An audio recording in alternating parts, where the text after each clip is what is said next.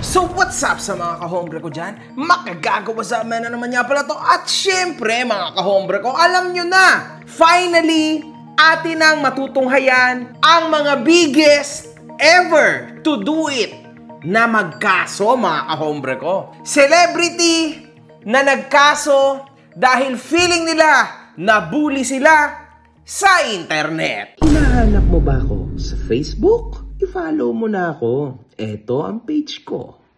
Sa mga hindi nakasubaybay, meron na tayong 3 video ukol sa BINI kung saay tinatalakay natin ang mga sari-saring naging kontrobersiya nitong mga to, mga kahombre ko. Sa last video ay tinalakay natin ang pahayag ni Sian Gaza na allegedly may buntis daw at sexually active daw na miyembro ng BINI. Also, hinting na nagawang magsampa ng reklamo ang BINI. Nito kasing nakaraan mga kahombre ko, nag-story lang no, yung abogado nila. So mukhang naging totoo na today. Ngayong araw na to, kumakalat sa SOCMED na bumisita ang BINI sa Hall of Justice ng Santa Rosa, Laguna upang magsampa ng complaint o reklamo. O, huwag tayong maliit ang utak ha.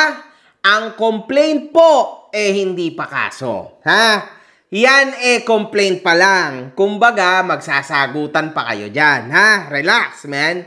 Kasi kung sino man yung nasampahan ng reklamo na ito, kung sino man, mga kahombre ko, yung magiging respondent, siya yung makakatanggap nitong subpina na to at pupunta siya sa Hall of Justice ng Santa Rosa, kukuhanin niya ngayon yung complaint. Yung complaint affidavit na yon ay i-review syempre ng respondent at sasagutin niya yon.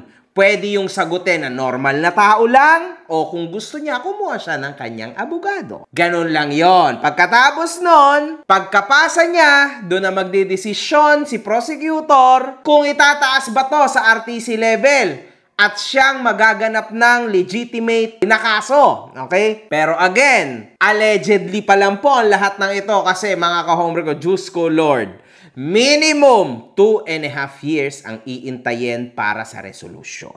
Good luck. The 8 members of BINI, together with their legal counsel, Attorney Joji Alonzo, formally submitted and filed their complaint against an individual here at the Hall of Justice of Santa Rosa, Laguna.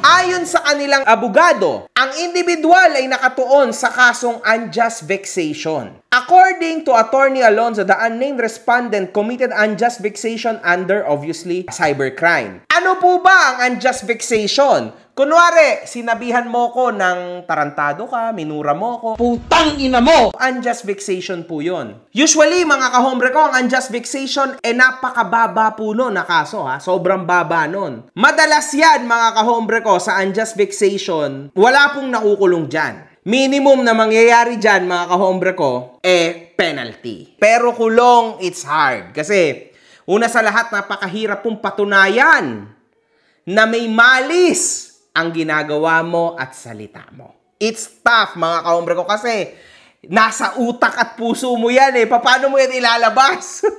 Madali lang po mag-file ng libel. Napakadali lalong mag-file ng unjust vexation. Ayun nga lang, napakahirap po niyang patunayan, mga kahombre ko. Lalo na kung magaling ang iyong abogado. Ang individual na ito daw ay nagawang ikat ang nasabing video na kumakain ng street food ang BINI na nakapagresulta sa misrepresentation ng mga bagay-bagay, mga kahombre ko, ha. Pakinggan natin mabuti. Reading comprehension alert, ha. Kasi ang dami pong lumalabas na mga fake news, no? Si Sian Gaza daw ang inireklamo. Pakinggan nyo kung bakit hindi si Sian Gaza to. Pakinggan nyo mabuti, ha. This complaint emanated from a spliced video of the girls who were testing, rating, and tasting Filipino street food. The reduced video was running about 2 minutes and contained nothing but negative reactions, negative comments on the food that they tested. In short, ang kinasuhan po nito yung influencer o yung netizen na nag-cut ng video kasi nasa about 20 minutes yung video na original nung food review nila. Then kinat niya po, in-splice niya po ito into 2 minutes. At wala siyang ginawa kundi ang ipinaglalagay lang niya po yung mga negatibong naging comment ng Bini about sa street food. So in short, pinapalabas mga kahombre ko na doon nagsimula ang hatred at bashing sa Bini. At yon ang nakapagpalakas lalo ng hate at bashing sa Bini. Yung move na yon. Yun lang yon mga kahombre ko. So si Sian Gaza ba ay gumagawa ng reels at nag-i-splice ng video? No. Si MG ba nag-splice ng 2 minutes video? No. So, hindi kami yon.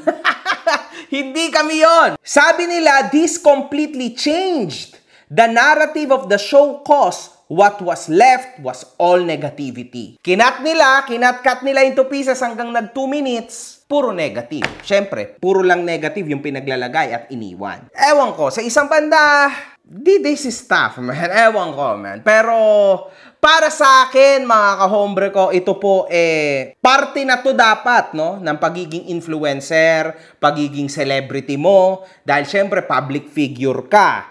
Pero baka kasi mamaya, hindi naman din kasi nila trabaho ang maging commentary content creators. Kumbaga, ang trabaho din kahit papano ng mga Bini ay mag-entertain lang. Siyempre, wala sila dito upang ipagbabash nyo o ipagbabash ng kung sino-sino mga tao. So, sa tingin nila, lumagpas na itong tao na ito o sino mang gumawa nito sa limits. Kaya sila nag-file ng complaint. Pero, uulitin ko, unjust vexation, alam nyo yun, maybe libel, kahit papano malakas ang libel. At medyo mas nakakanginig. Pero unjust vexation, mga kahombre ko, comment nyo down below. Kayo rin, magsabi kayo ng idea nyo. Ayon sa abogado, maaaring makahantong ito sa pagkakakulong at pagmulta kung mapatunayang guilty. Penalty is here, and it's not small, which is imprisonment of 6 years and a day to 12 years. And on top of that, I just like to add, we also are asking damages in the amount of 1 million pesos for each girl. Wow, grabe na to. Napakatindi nito mga kahombre ko. At ito po ang mga comments in regards to this. Lagot 1M each, manifesting favorable decision for the girls. Next, Gaza. See, clear din po mga kahombre ko sa mga netizen na hindi to si Sian Gaza. It's very clear. Para sa mga may reading comprehension na 100% kahit papano, alam nyo na hindi si Sian Gaza to mga kahombre ko. 8M at kulong is not enough. Yung clout sa spliced video niya, maglalaho pero the damage stays. Just look at the comment section sa post nila. Hanggang ngayon, ginagawa silang katatawanan at nakaka-receive ng unnecessary hate. May point. Sige, maglabasan yung basher dyan. Pakita nyo tapang nyo ngayon para sumunod na kayo. Total, mayayabang kayo. Diba? Asa na yung mga churon with sugar? O, tingnan natin kung gaano kagaling attorney na makukuha nyo. Go, girls! Sisis, you brought it upon yourselves. Okay lang naman maging picky eater, okay lang din maging honest, pero sana bawas-bawasan yung kaartehan nyo, mga feeling entitled. Nagmumukhang trying hard na kahit sa pagsasalita. Marami namang mahirap na yumaman, pero hindi ganyan. Marami din mayaman na mas yumaman pa, pero hindi ganyan. Oh, sabi ng ibang netizens to. Kahit panoorin yung 25 minutes video, yung pa rin naman laman ng reactions nila. Huwag magpasikat kundi kayang mabash. Ayun lang. Ano po ito, no? Hati ang opinion ng mga tao. Nagawa rin naman mag-post si Sian Gaza ukol dito kahapon sa Bini street food issue. I'm gonna rate this boppies, mga bros. Look, man. Alam niya na safe siya. Safe and sound si Sian Gaza dito, mga kahombre ko, kasi hindi siya pwedeng makasuhan dito. Kasi kahit kasuhan siya, wala naman siya sa Pilipinas. So, yun lang yun, mga kahombre ko. Sana, huwag tayong magpalaganap ng fake news kasi lalong gumugulo ang sitwasyon. Everybody knows kung sino mang may mataas na reading comprehension dito na hindi ito si Sian Gaza. Okay? Iba po ito, mga kahombre ko. Tandaan nyo kung sino man yung nag-post ng reel na 2 minutes na ukol sa ganung issue. 2 minutes na kinuha lang dun sa 25 minutes original video nila. Tapos pinagsama-sama lahat yung negative comments ng Bini. Yun mga kahombre ko. Siya yung kinasuhan. So yun nga mga kahombre ko, no? Para sa akin, sino ba ang kinasuhan ng management ng Bini at ng Bini itself? Para sa akin, ito po yun. Aaron Chaiwat. Kasi imagine niyo, ito po yung pinost niya na reels nung kasagsagan ng issue na yon. At siya po ang kauna-unahang nagpalaganap niyan. Siya po ang kauna-unahan nag-upload in regards to this. Tingnan nyo naman po yung stats mga kahombre ko. 20 hours ago pa lang, no, nung panahon na ito, 241,000 ang reacts, 10.7 million views. Pero yung super alarming dito ay yung 62,000 shares at yung pinaka-offensive at napakalala dito talaga sa lahat ay yung 12,600 comments.